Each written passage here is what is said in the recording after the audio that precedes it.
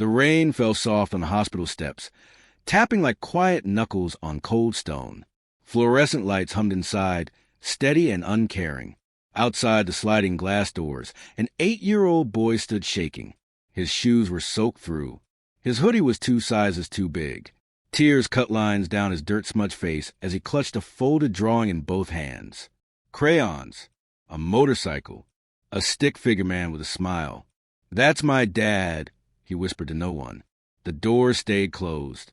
The boy stepped forward, voice breaking. "Please, I just want to see him." A security guard didn't even look down. "Rules," the man said flatly. "No visitors. Wait outside." The boy nodded like he understood, but he didn't. He backed away, sat on the cold concrete, and hugged his knees. Inside, his father lay broken on a hospital bed after a hit-and-run that everyone pretended was an accident. Outside, the world moved on. Across the street, engines rolled low. Not loud, not flashy, just present. A line of motorcycles eased into shadow of a closed pharmacy. Leather jackets, weathered faces, patches stitched with history and scars. They had come to visit a brother injured in the same crash. They noticed the boy immediately. Cal Mercer, gray-bearded and broad-shouldered, cut his engine and stared. "Kid shouldn't be out here," he said. No one argued. The boy wiped his nose when Cal approached.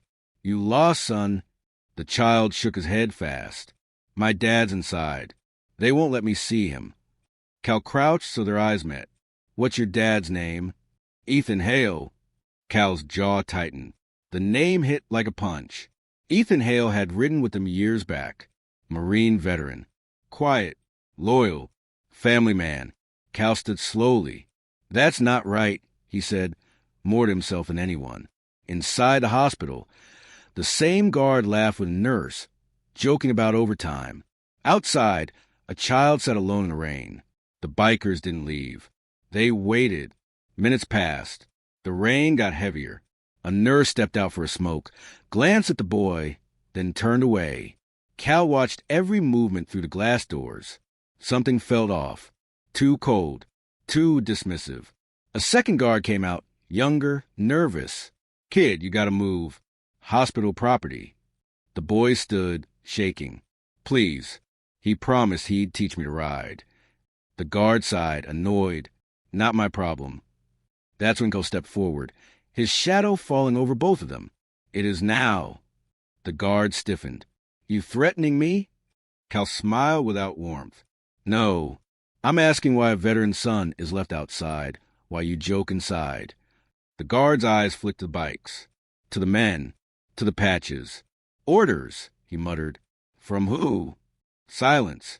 Inside, a man in a suit watched through the glass. He turned away quickly when Cal noticed him. The bikers exchanged looks. This wasn't just policy. This was something else. Cal turned back to the boy. "You hungry?" The kid nodded, embarrassed. A woman biker named Rose handed him a protein bar, warm from her pocket. "You're safe," she said softly. The boy believed her instantly. Across town, a black SUV idled behind a warehouse. Inside, a man made a call. "The kid's still outside," he said. "Yeah. No, they won't let him in." "Good." The call ended. Back at the hospital, Cal's phone buzzed. A text from an old contact. Ethan's crash wasn't random. Cal closed his eyes for a second. When he opened them, the calm was gone. He looked at his brothers and sisters. "We're not leaving," he said. Engines rumbled as if agreeing. The boy sat between 2 bikes, wrapped in a dry jacket now, listening to stories about long roads and loud freedom. For the first time that night, he smiled. Inside the hospital, Ethan Hale stirred, whispering his son's name. Outside, Justice was warming its engine. Morning came slow and gray. The hospital shift changed, but the attitude didn't. The same doors. The same refusal. The boy slept sitting up, head against Rose's arm. Cal watched the entrance like a hawk. A nurse finally approached, voice low. "You shouldn't be here," she said, not meeting their eyes. Cal leaned in, then, "Tell us why." She swallowed. There was pressure. From who? She glanced at the cameras. A detective came last night. Said the accident involved sensitive people. That was enough.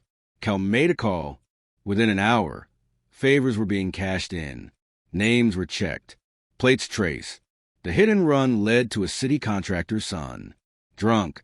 Protected. The detective? On his payroll. The boy woke, his voices sharpened. Is my dad okay? Cal knelt. He's strong. Like you. A black SUV rolled up. Same one from the night before. Two men stepped out, suits too clean, eyes too hard.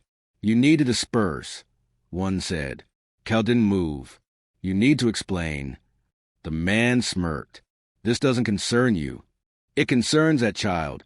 Rose snapped. Security shifted nervously.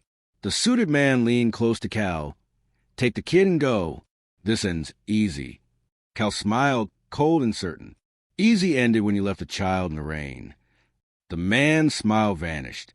Later that afternoon, the bikers split up. Quiet moves. No noise. No threats. They visited records offices, bars, garages. They followed money and fear. The truth came together fast. The driver had run Ethan down on purpose after a bar fight. Ethan had stepped in to protect a waitress. The driver's father had made calls. The detective had cleaned it up. By evening, the bikers were back. Calm again. Focused. Cal walked into the hospital with Rose and the boy. No one stopped them this time. Cameras were off. The suited men were gone. They reached Ethan's room. The boy froze. Tubes. Bruises. Machines. Ethan opened his eyes. Hey, champ, he whispered. The boy broke.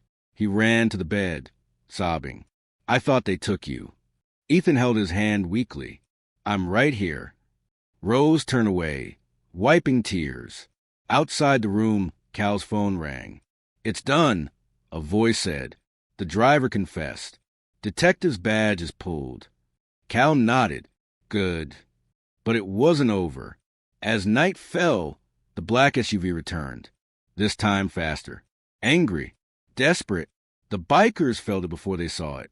Engines roared. Tires screamed. Men poured out with bats and knives. You ruined us, one yelled. Cal stepped forward alone. You did that. The fight was fast. Brutal. Controlled. Bikers moved like a wall. Protecting the entrance. Protecting the child inside. Sirens wailed in the distance. Real cops this time. Honest ones. The attackers ran. Slipped. Fell. One stayed down. When it was over, the hospital was silent again. The boy watched from the window, eyes wide. Cal looked up and nodded once. It's over. The sun rose clean the next morning, like the world had been washed. News vans crowded the street. Headlines ran hot. Corruption exposed. Veterans saved. Hit and run justice. Inside, Ethan's color was better. Doctors talked openly now. No whispers. No fear. The boy sat on the bed, drawing again. This time, the motorcycle had wings. A uniformed officer knocked. Mr. Hale, he said respectfully. We're sorry. Ethan nodded. Make it right. We will. In the hall, Cal and the others waited. They didn't like cameras. They didn't stay for praise. The boy ran out suddenly and hugged Cal hard. You didn't leave me, he said. Cal's voice caught. We don't leave our own. Rose knelt. You ever want to learn to ride? We know people. The boy laughed through tears. Outside, the bikers mounted up. Engines rolled like thunder, then softened. Cal looked back once at the hospital, at the window, at the child waving. Worth it, someone said. Cal nodded. Always. The city moved on, but something had changed. A corrupt detective faced charges. A powerful family lost its shield.